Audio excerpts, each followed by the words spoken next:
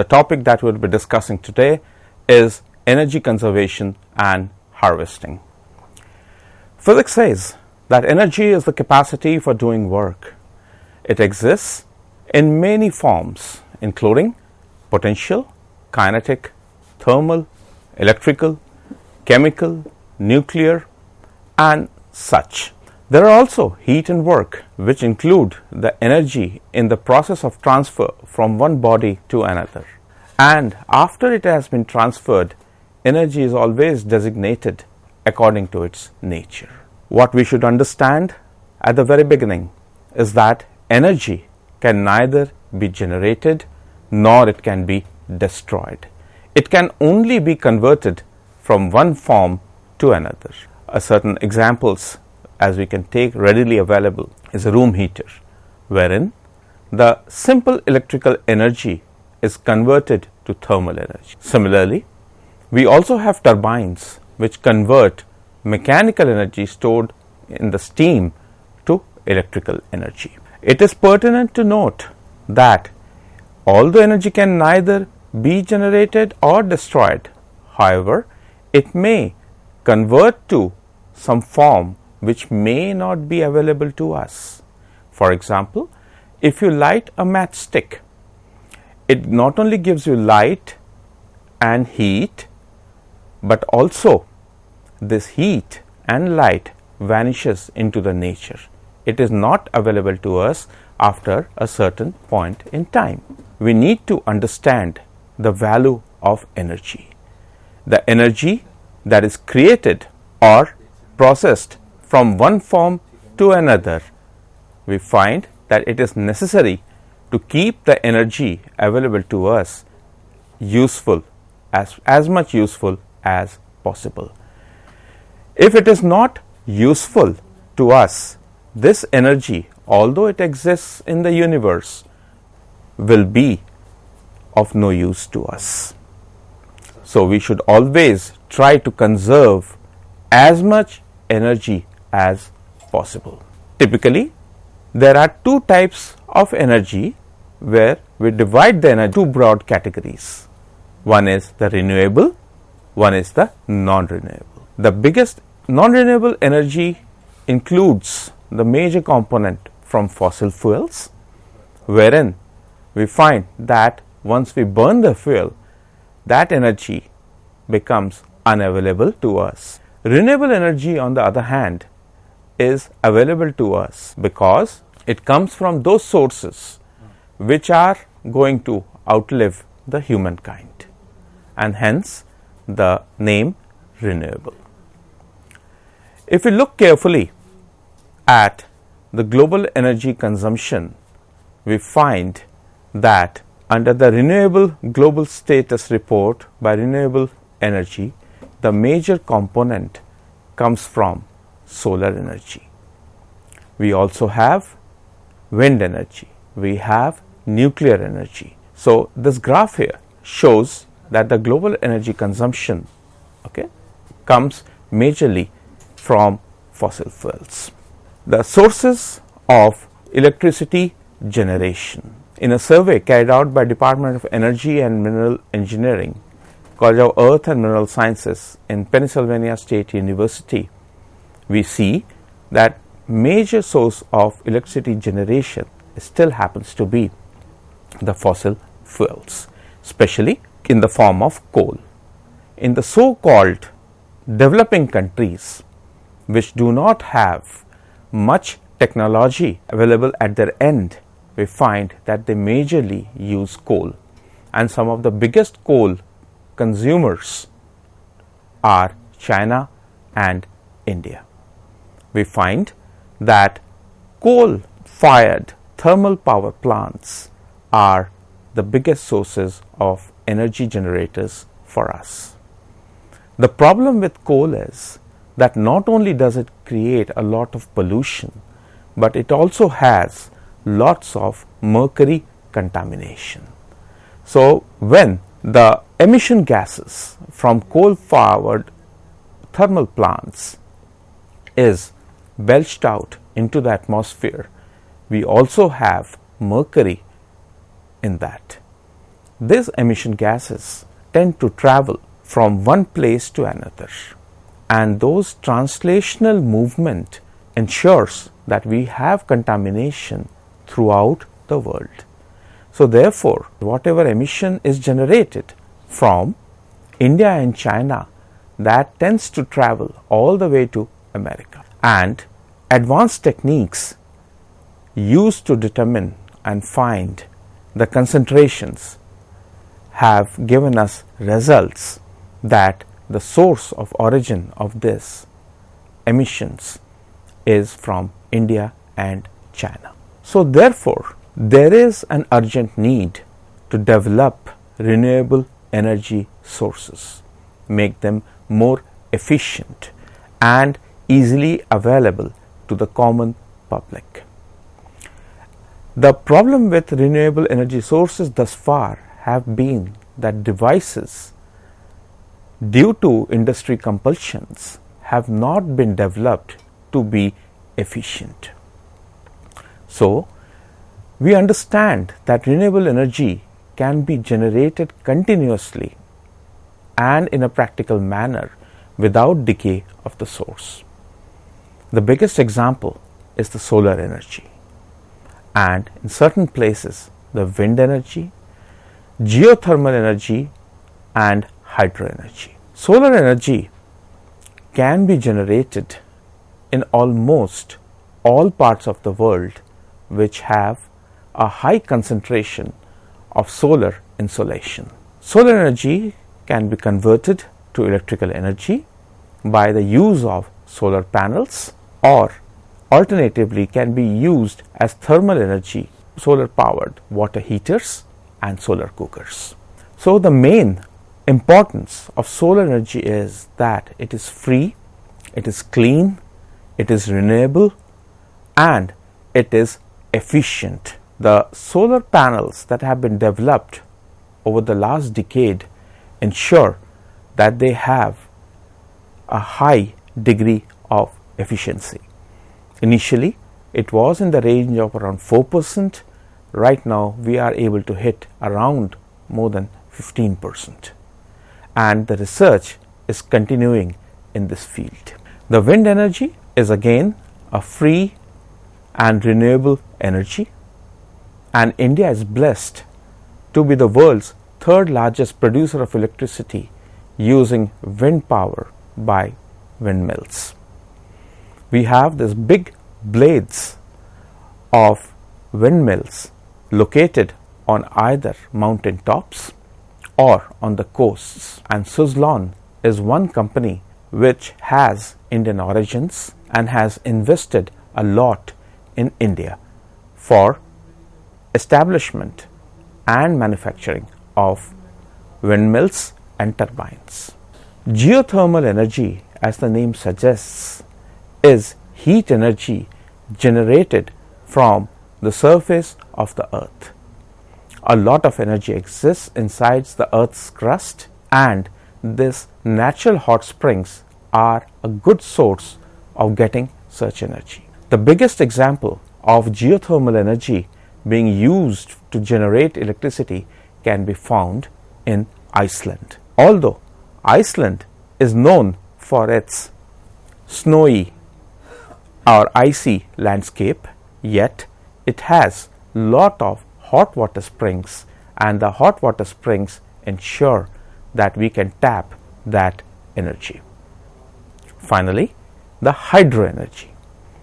The hydro energy can be seen in the existence of dams wherein water from height is allowed to pass through turbine blades, which in turn produce electricity. In India, after coal, most of the energy is produced by this method. In the case of hydro energy, one needs the water to flow at a certain amount of speed such that the turbine blades can rotate about their axis and within magnetic field are able to produce alternating current. This alternating current is then stabilized and transmitted over long distances. The figure here shows certain renewable energy sources.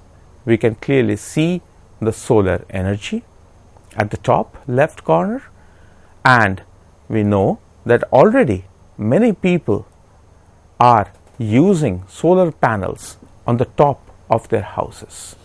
Miniature solar panels can be used even in verandas, and we all know a popular calculator brand, for example Casio. They are marketing these solar powered calculators over the last few decades. We also have wind energy. This wind energy is used to drive wind turbines, not water turbines but wind turbines, which are seen generally in the form of windmills. New technologies ensure that we also can forego the use of these large blades which cause a lot of problems to the flying birds. Another example is the tidal energy. We know the whole day long the coastlines throughout the world are hit by tidal waves. It may be a high tide, it may be a low tide, but the tidal waves keep coming and going back. So there is a potential to tap these tidal energy by way of converting them into mechanical energy. This is done by using piezoelectric interfaces, which we will discuss at the later part of this lecture.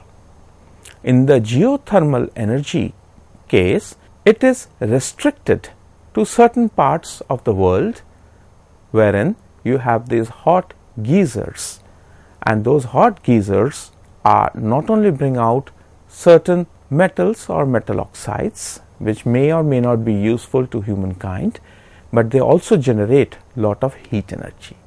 So it is a question of tapping that heat and making it available for humankind to be used. Then we also have this hydro energy. Like already discussed, hydro energy ensures that when water is released from a dam sluices, they have certain amount of speed, or rather velocity, and that helps us drive this turbines, which then generate electricity. So limitations are also there in using renewable sources of energy. That is because the energy harnessed from these renewable sources depends upon weather conditions and geographical position. As in case of solar energy, we have the clouds. If we have a cloud cover, the sun may not be shining on the solar panels with the same intensity as required to generate a certain minimum amount of electrical energy. And like we said, not all countries or continents are blessed with these hot water springs, and therefore geographical position plays a big role in existence of these renewable sources of energy.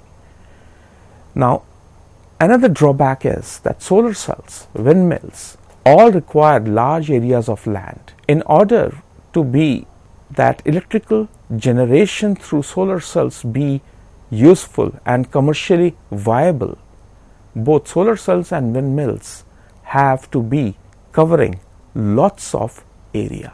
We have solar farms in Rajasthan, Gujarat. We also have windmills in Maharashtra, Gujarat, but they require large areas of land so that commercially viable electricity can be generated. That leads us to the conclusion that renewable energy resources cannot be harnessed at all times of the year and at all places. Hence, we have to depend on non-renewable energy sources. There are basically two broad categories. One is the fossil fuels, as we already know, and another is the nuclear energy. Fossil fuels, we'll just go back to fossil fuels first. The fossil fuels, they are the primary energy resources. The fossil fuels, they are non-renewable, we all know that, and they were formed millions of years ago in the Earth's crust. the Earth's heat, the pressure and movement of the layers over these millions of years with decomposed plants and animals turned them into petroleum, oil, coal and natural gas. So there are limitations. The main being that it is limited lifetime. They have a limited stock. They increase the concentration of carbon dioxide and other toxic byproducts in the atmosphere. The carbon dioxide enhances the greenhouse effect, and that has led to global warming. We all know that certain parts of Arctic Ocean, which used to be frozen throughout the year, is experiencing rainfall, which it has not seen ever. Large chunks of ice shelves are breaking off in Antarctica. This has led to the disturbance in ecological sustainability. In the recently held COP26, it was decided that fossil fuel burning has to be limited such that we are able to control the increase in average temperature by only 1.5 degrees Celsius. Negotiations are still on. As far as nuclear energy is concerned, herein we use exothermic nuclear processes to generate useful heat and electricity, and this is done via the use of three nuclear processes, that of fission, nuclear decay and to some extent fusion. It has certain benefits and risks. The benefits first. Nuclear energy is a potential source of producing electricity. The nuclear reaction produces energy that is million times higher as compared to energy produced from fossil fuel for the same amount of matter. This readily indicates that nuclear processes are much more efficient compared to fossil fuels. Further, the electricity generated from nuclear processes does not cause air pollution and greenhouse gases, as is seen in the case of fossil fuels. However, there are certain big risks involved with nuclear power plants. These nuclear power plants have very high levels of radioactive spent fuel wastes, and many cases we have seen that first world countries use their influence and money power to dump these radioactive wastes into third world, mainly Africa. Radioactive waste management is the biggest problem faced worldwide, and it is readily seen that radioactive waste can affect the ecosystem in a singular direction, from where the ecosystem will be unable to recover. So we move forward and we find that there are harmful effects of burning fuel. With fossil fuel, we have two types of combustion processes. One is the incomplete and other is incomplete. Both give out their problems. With incomplete combustion, we have carbon monoxide being belched into the atmosphere, and we find that this is poisonous and it can kill people. This case is readily seen when we run these small fires within close confines of a home in places which are located at very high altitudes. Through the night, in order to keep warm, human beings burn angitis or fires in the night, and due to consumption of oxygen, the exhaled carbon dioxide converts to monoxide. This also, carbon monoxide is also seen to rise from incomplete combustion of the combustible material. So together, both types of carbon monoxide from different sources, they tend to kill people. Complete combustion is a little better, but it again gives rise to greenhouse gases. These greenhouse gases being trapped in the atmosphere, for example methane, carbon dioxide, they have a tendency to store heat generated by the earth, and this greenhouse effect tends to affect the ecological balance in irreversible manner.